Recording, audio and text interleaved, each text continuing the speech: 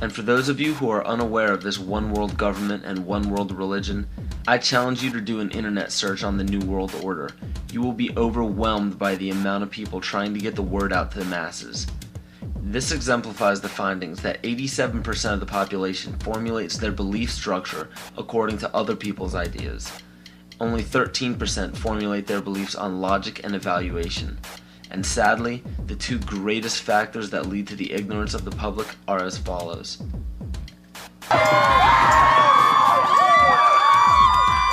Groupthink. We're on our way to a one-world government unless we, the people, say no! This will not be tolerated! It is a term to describe a group unwilling to look beyond the overall consensus of the herd. Many times it is out of a lack of drive or ambition to ask original questions to arrive at genuine answers. But more importantly and dangerously, it is also an occurrence that spawns from the fear of looking foolish in front of peers. Move to another country! We don't want you here! Both religion and politics are forms of groupthink. Words such as patriotism and faith are both fancy words that ultimately mean blind submission. Supposedly, it is considered heresy or unpatriotic to question the words of your leader. So the fear of upsetting the superior higher power has forced the herd to practice groupthink regardless of what it leads to. And one of the greatest examples of groupthink is the stigma given to conspiracy theories. The phrase conspiracy theory gives a distinct impression to the average person. The JFK assassination, Area 51, Roswell, government cover-ups, strange disappearances. These subjects probably sound a bit too fantasy for the average person, and it's quite understandable.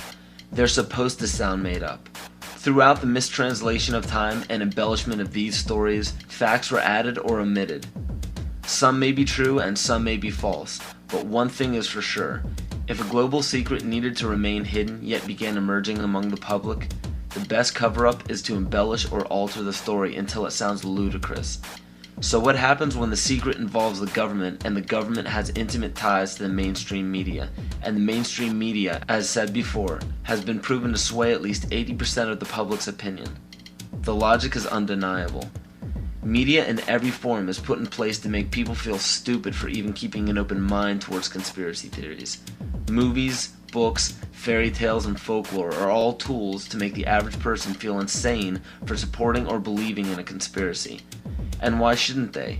Our leaders have no problems telling us not to investigate or believe in these theories. Let us never tolerate outrageous conspiracy theories concerning the attacks of September the 11th. Malicious lies that attempt to shift the blame away from the terrorists themselves.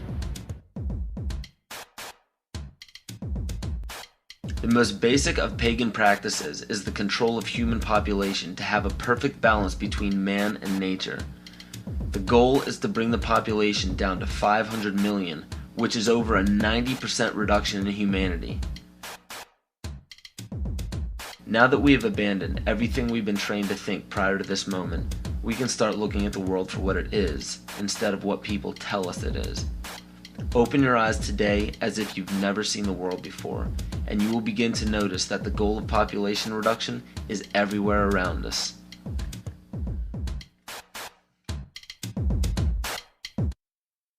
Let me assure you that absolutely nothing that I'm going to tell you is exaggerated, is interpolated, or is imagined. Everything I'm going to tell you is documented.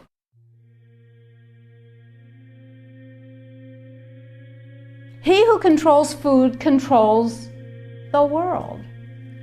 Well, they said in 1962, we're going to work toward total global implementation of Codex Alimentarius on December 31st, 2009.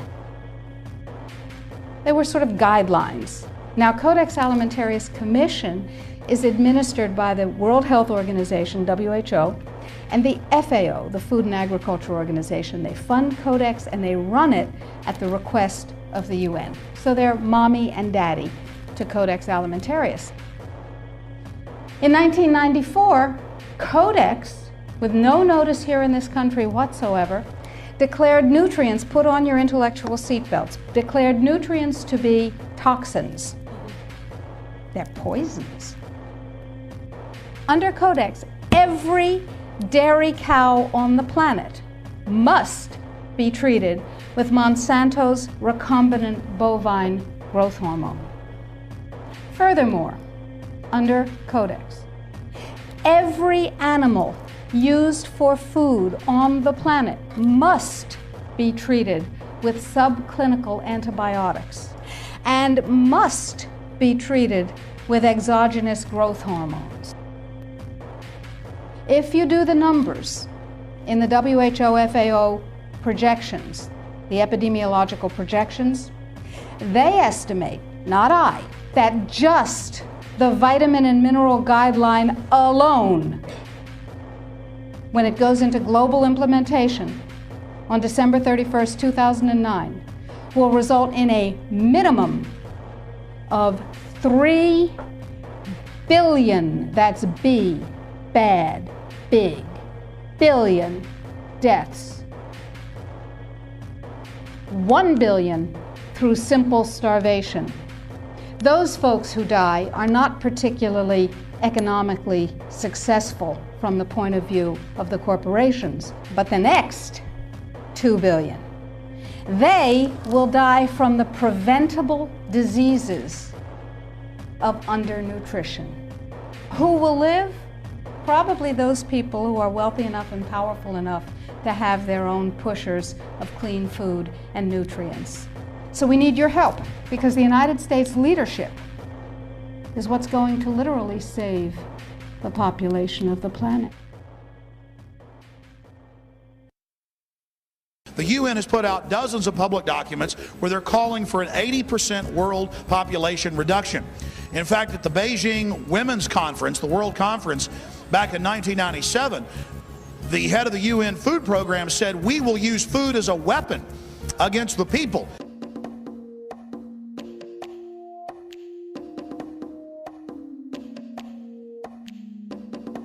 66% of United States residents' public water is fluoridated. It is known to have tremendous effects on bone cancer, joint problems, bone weakness, lowered estrogen and testosterone levels, and dental fluorosis, which is yellowing of the teeth and pitting in the enamel. Wouldn't it make more sense to enhance public water with vitamins which are meant to be ingested to promote overall health, rather than putting such a toxic chemical in our water with a bogus explanation that it will improve our dental health? We now know that fluoride causes more dental problems than it solves. Something doesn't seem right about this. Do you honestly believe that these companies care deeply enough for the people to spend large amounts of their own money to fluoridate public water when the people already purchase their own toothpaste? But there's a difference between toothpaste and drinking water. We don't ingest toothpaste. If you go to any hardware store and look at any rat poison product, you will only find one ingredient: sodium fluoride. It is the most toxic ionic molecule outside of potassium dichromate. Now Dannon, along with other companies, have begun fluoridating bottled water.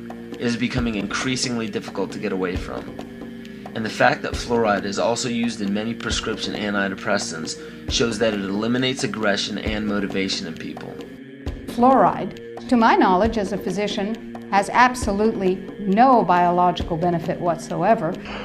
But one of the significant things is that the Russians carried out all sorts of experiments on the people living in the Gulag. One of them, of course, was to fluoridate the water. Why? You fluoridate the water, why people are not as aggressive as they ordinarily would be. In fact, what is the active ingredient in Prozac that is so widely distributed in America today? Why, it's a fluoride compound.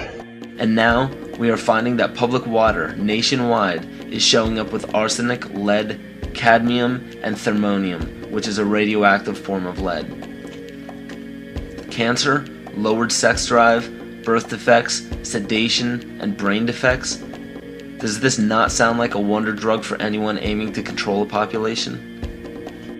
It's quite astonishing, Paul, the degree to which environmentalists have not been educated about fluoride.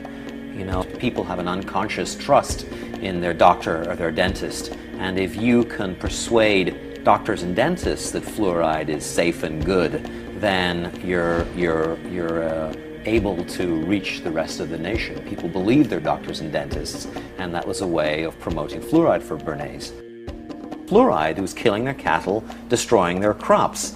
Fluoride given to rats had produced bone cancer and liver cancer, and that those results had been doctored to make it look as though fluoride hadn't caused as much cancer. The pattern that we saw, it typically is what we see with other neurotoxic agents that are well known to cause a hypoactivity or a memory problem or an IQ problem. When I first presented the results of these studies, one of the individuals sitting and listening to the results, he says, "Do you have any idea what you're saying?"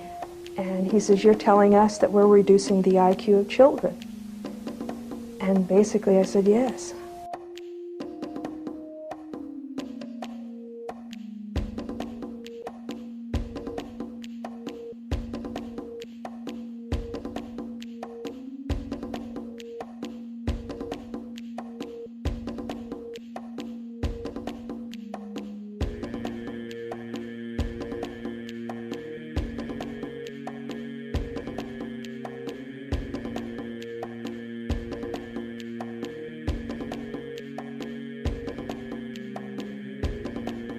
Aspartame, the artificial sweetener found in almost every low-sugar or sugar-free product on the market. First of all, aspartame is made up of three things: methanol, which of course is what produces blindness, aspartic acid, and phenylalanine. These are all poisons. Aspartic acid, of course, produces brain lesions.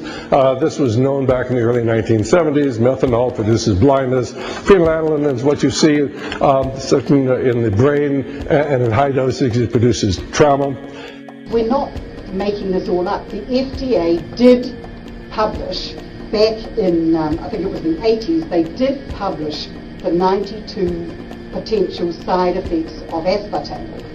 And they do, these side effects are quite, are extremely serious. Things like dizziness, problems with balance, abdominal pain and cramps, changes in vision, seizures and convulsions, etc., etc. So the nervous system seems to be one of the areas that's most affected. So we see people have difficulty thinking. They feel like they're walking around in a cloud or a fog. Yet despite all of these harmful effects, Donald Rumsfeld pushed it out into the stores in over 5,000 products when he was CEO of Searly, the company that manufactured aspartame.